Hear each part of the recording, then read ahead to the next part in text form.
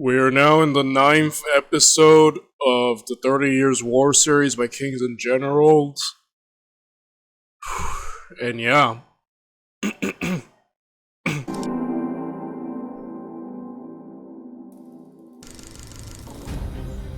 The 30 Years' War had already continued for 27 years and took the lives of millions, but millions more would die to sate the appetites of the kings, and not every general cares about their soldiers. The Holy Roman Empire is being pushed back by the Franco-Swedish alliance. It seems that it's on the brink and its best general is now dead.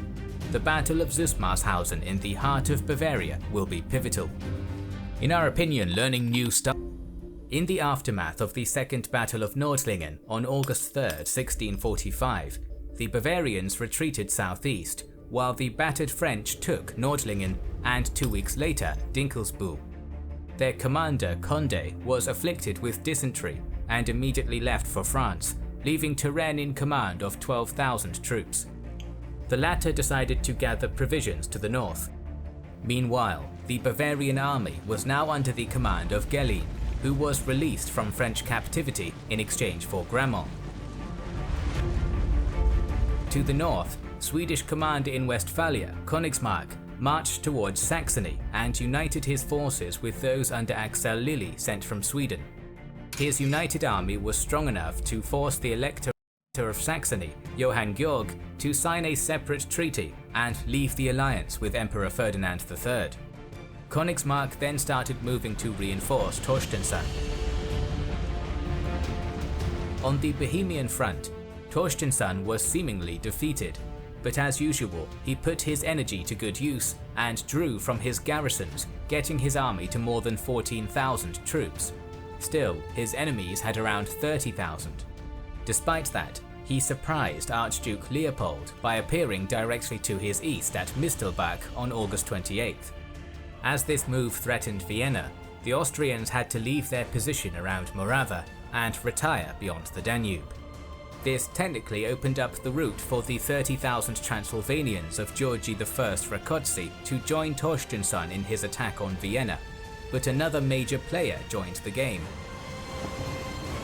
The Ottoman Sultan Ibrahim had... Even the Ottomans are getting involved? Dude, I didn't expect the Ottomans to jump in. Who are they gonna fight for? Just started the Cretan War against the Venetians and didn't want the Habsburgs to attack his realm, so he rescinded all support he was giving to Rákóczi and forced him to sign a treaty with the emperor.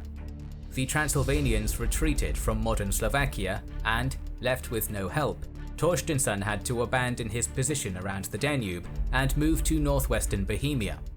The Swedes... Every time Transylvania's thing is that every time they show up, something happens and they have to leave. Like, there's like, we're coming, guys, and then, okay, bye. Like, the Transylvanians, man. Would not get this close to Vienna ever again, while Torstensson, whose health deteriorated, resigned his post, handing the army to Gustav Wrangel. The end of the Swedish threat against Vienna allowed Leopold to move to bolster Gellin, and by October 5th, the Bavarians had 18,000 troops. Soon they started their advance against Turenne, who had no choice but to evacuate to Philipsburg. Hot on his heels, the Bavarians cancelled most of the French gains of 1645. Despite that and Torstensson's failure to take Vienna, the defeats at Yankov and Nordlingen, as well as the separate peace signed by Saxony, had demoralized the Imperials, and the Emperor sent orders to his diplomats in Osnabrück and Münster to accelerate the negotiations with the Swedes and French. The latter were still asking for too much, making peace impossible at the moment. The Imperials considered Bohemia to be crucial for the defense of Vienna, so in early 1646, their main army under Gallus was concentrated on this front, and were able to expel the remaining Swedish garrisons in Bohemia by early March. These small groups joined Königsmark in South Saxony, creating parity on the front. Neither Königsmark nor Gallus were eager to take a rash action, so nothing of note happened here in 1646. Meanwhile, the goal of the French in 1646 was to knock Bavaria out of the war, but the chief minister of France, Cardinal Mazarin, was sure that he could achieve that through diplomacy, so Turenne was ordered to not advance. The French and Bavarians were negotiating separate peace, but the progress of the Swedish army under Wraniel against Leopold once again changed the situation. In June, the Swedes were near Hanau in Hesse, and the imperial commander asked for Bavarian assistance. As Gellin reinforced Leopold, Turenne decided that the negotiations had failed and joined the Swedes, who were falling back from Leopold at Wetzlar on August 10th. Their united armies were too strong for the Imperials, forcing the Archduke to start a slow retreat with a number of rearguard actions. This didn't stop the Allies from taking Aschaffenburg on August 21st and then Nordlingen on September 8th. The Imperials were then pushed across the Danube, and Rhine fell to the Franco-Swedish army on September 21st. As Wirth was at Augsburg, showed readiness to defend, the Allies turned against Landsberg and took it. The beginning of winter halted the Franco-Swedish advance, but Bavaria was devastated, and the fall of Landsberg opened the route to Munich, so the outraged Elector of Bavaria, Maximilian I, restarted negotiations with Mazarin, and on March 14, 1647, signed the Truce of Ulm, unilaterally abandoning the war. Oh wow. This forced the emperor to hasten his own diplomatic efforts, and it seems that he was able to persuade his cousin, the King of Spain, to become more active on the Flanders front. The Spanish commander in the area, de Beck, moved his troops to Luxembourg, possibly threatening the French conquests in the Holy Roman Empire. Turenne was ordered to move to Flanders to prevent that from happening. Turenne's march north wasn't without problems. The Weimarian troops who had fought for Turenne for years now were unhappy about the salary situation and thought that they had been discriminated against by the French officers. When they learned that the army was leaving Germany, they mutinied. The French and Weimarians actually started fighting until Turenne decided to leave them alone, and they left his army to join the Swedes. This left the French commander weakened, and he failed to conquer Luxembourg. On the other hand, Condé also became active in Flanders, which prompted the Spanish to ask for imperial help, and the Archduke was sent to reinforce this front. The Swedes weren't faring much better. Initially, Wraniel was able to enter the western part of Austria and took Bregenz, which was considered safe before, and therefore contained the riches of many imperial nobles. Wraniel was planning to launch an attack on Vienna, but the area was mountainous, and the new imperial commander, Melander, proved to be energetic and blocked his advance. After not being able to defeat Melander, Wraniel changed his plan. In spring and summer, he moved to Hesse and then Thuringia to attack Austria via Bohemia, but Melander was able to follow every move of his foe. On August 19th, the Swedes attempted to break into the Bohemian heartland to the west of Pilsen, but were stopped with minor casualties. Wraniel was then ordered to draw Melander away, and he did just that by moving north. Both armies moved to winter quarters in Westphalia and Hesse. Simultaneously, events were transpiring in Bavaria. Maximilian's officers were enraged by his betrayal of the Catholic cause, and a group of them, led by Wirth, mutinied. The loyal forces were able to defeat the mutineers, but the latter just escaped to Austria and joined the emperor's service. Still, the Catholics were resentful, and when Mazarin demanded more concessions in the aftermath of the mutiny, Maximilian terminated the truce with France and rejoined the Imperial Alliance in September. Dang it. They managed to actually get Bavaria out and then just destroy that advantage.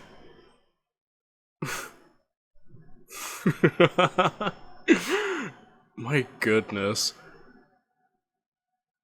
Yeah, it's like so much is happening. It's almost like harder to keep up. You know what I mean? Like just the constant shifting of characters and like I don't know who's winning. I don't know who. Like I said, I'm not really rooting for anybody. I'm just kind of like watching this and just like this as it gets more chaotic and unhinged as it progresses. I love that, by the way. Like, it reminds me of the Italian Wars. So, yeah. With the resumption of Bavarian participation in 1648, Grunsfeld was appointed the leader of the electorate's army, so Melander, who had a hard time feeding his troops in Hesse, fell back to Nuremberg, where the Bavarians joined him, bringing their total to 24,000 men. Using the imperial retreat, Wraniel started advancing south in February and was soon reinforced by Königsmark. The Swedes now had around 22,000 soldiers, and by March 13th, occupied the area around Würzburg. Turenne was finally allowed to cross the Rhine, and in March his 9,000 took a position at Aschaffenburg. On the 18th, the Allies linked up near Dinkelsbühl. In response, Melander left Ingolstadt and started moving towards Lech, leaving garrisons to defend Donauwörth and Lauingen. However, the former fell by the end of the month, and the Allies gained a crossing across the Danube. At this point, Turenne and Wraniel started arguing what their next move should be. Turenne wanted to march southwest to secure more lands for his country and knock Bavaria out of the war again. However, the Swedish commander was eager to retake Bohemia. In the end, they reached a consensus. The Swedes would take the Upper Palatinate, and then both armies would attack Swabia. To that end, Turenne moved to Ansbach, while Wraniel attacked Neumarkt and Königsmark Amberg. The Imperials answered with a march to Regensburg. They weren't able to stop the fall of Neumarkt in early April, but stopped Königsmark from taking Amberg and then Eger. Unable to force a battle with Melander, Wraniel rejoined Turenne on the 17th near Dinkelsbühl, which fell to their forces by the 21st.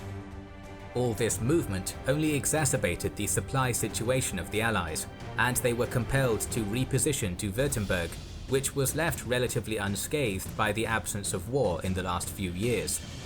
By the end of April, they were to the south of Stuttgart, while the Imperial commander left garrisons to the south of the Danube and relocated to Zusmarshausen on May 1st. Thus, Melander's forces were dispersed around the area, meaning that he decreased the supply strain, but at the same time meant that a surprise attack could have caught him unprepared. Over the next 2 weeks, the armies raided and counter-raided with minor results.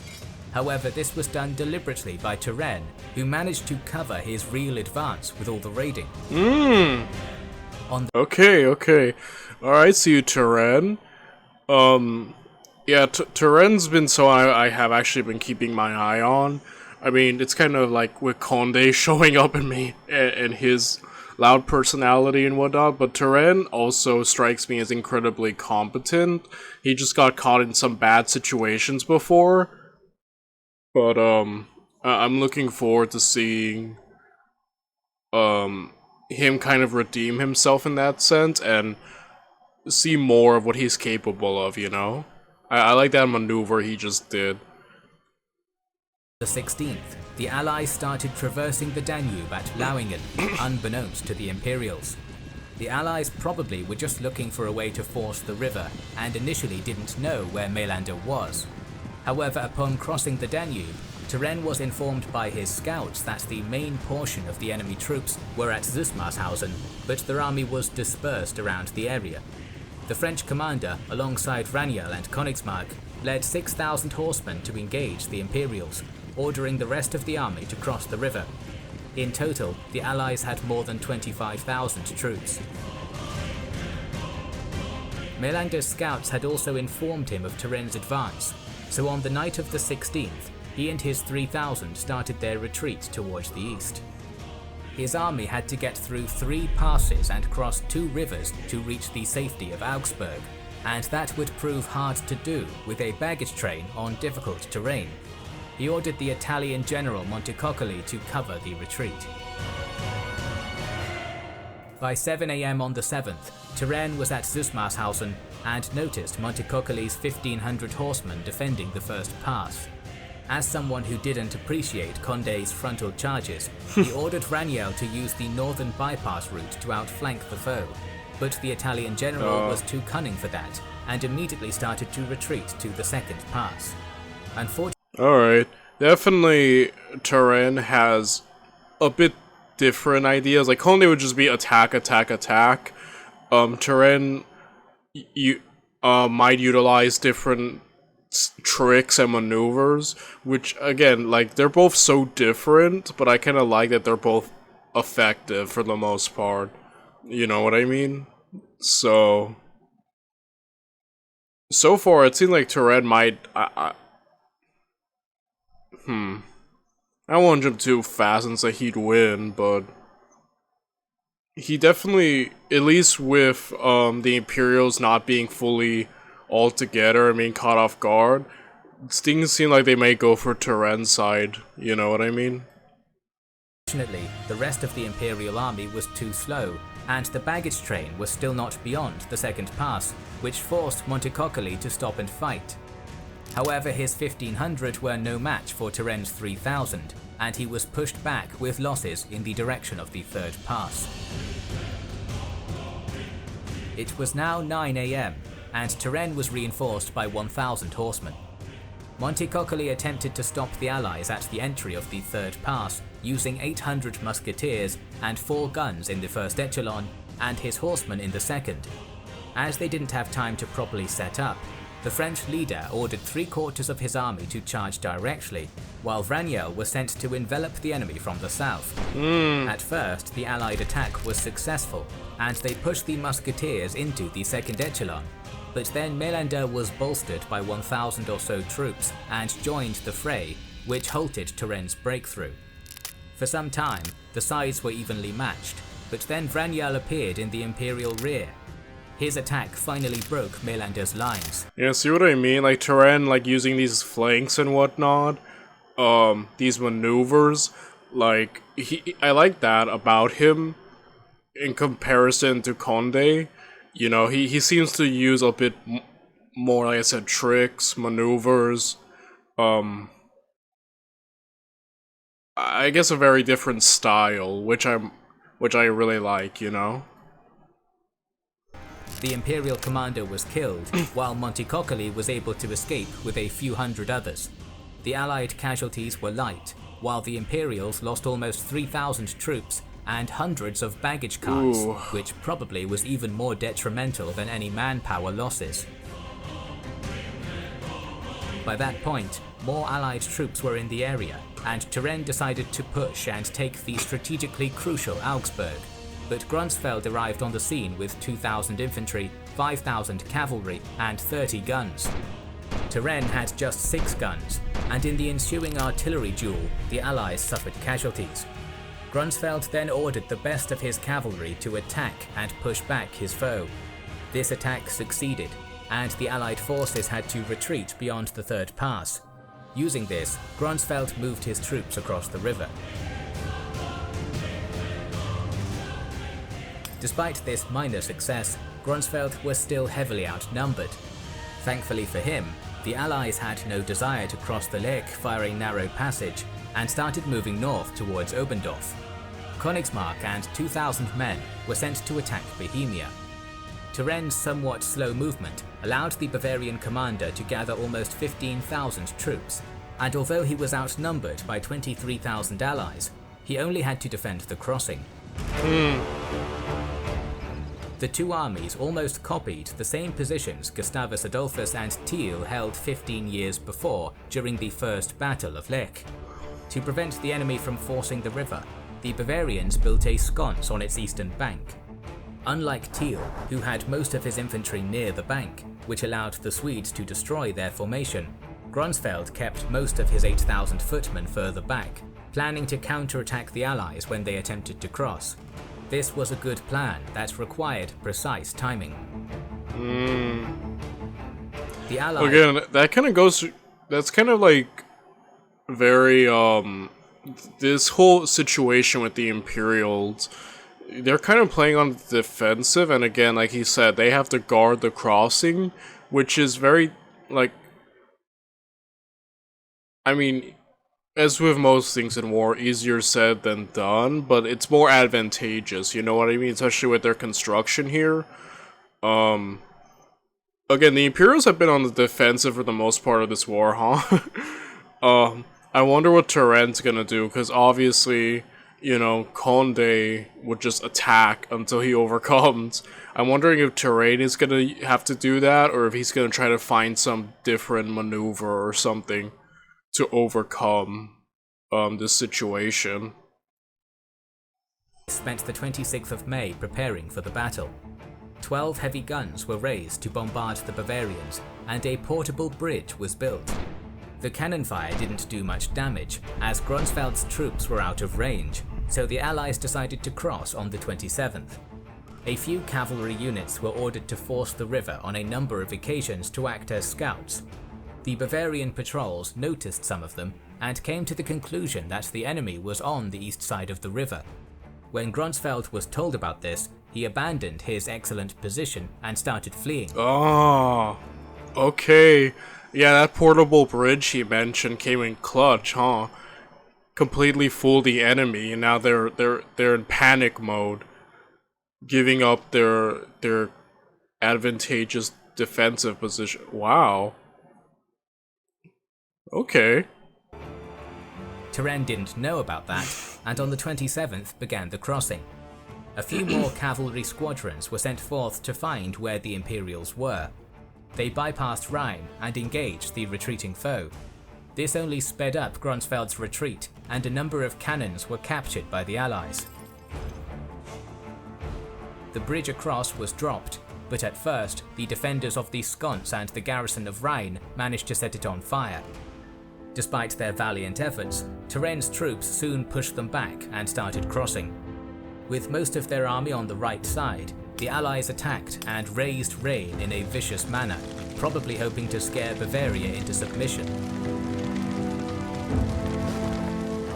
Desperately outnumbered, Gronsfeld continued to retreat, but on June 3rd was relieved of command due to this and replaced with Hunolstein.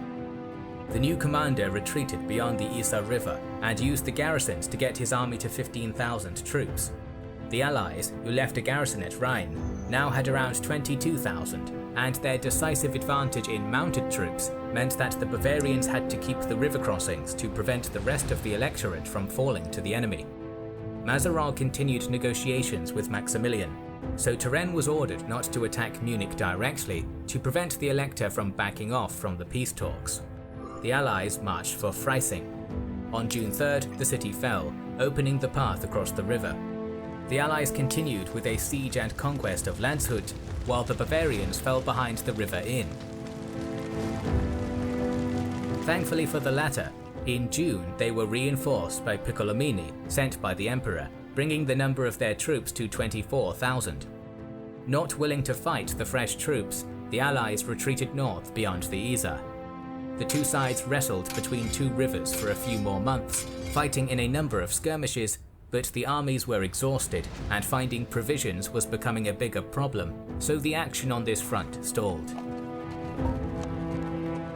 Ironically, the fate of the war that took more than 5 million German lives would not be decided in Germany, but on other fronts. 5 million? Dude, that's insane. The amount of people who have died. Yeah, like I said, I mentioned in the beginning of this series, I've heard about... The reason I started this series is because I heard about just the disastrous effects this war had, how it was comparable to, like, other wars in terms of just the loss of life, and just hearing about that, especially for, like, this era, like, right? 5 million is insane. We will conclude our series on the 30 Years' War next time, with the battles of Lens and Prague, and the details of the Westphalian Peace. So make sure you are subscribed to our channel and have pressed the bell.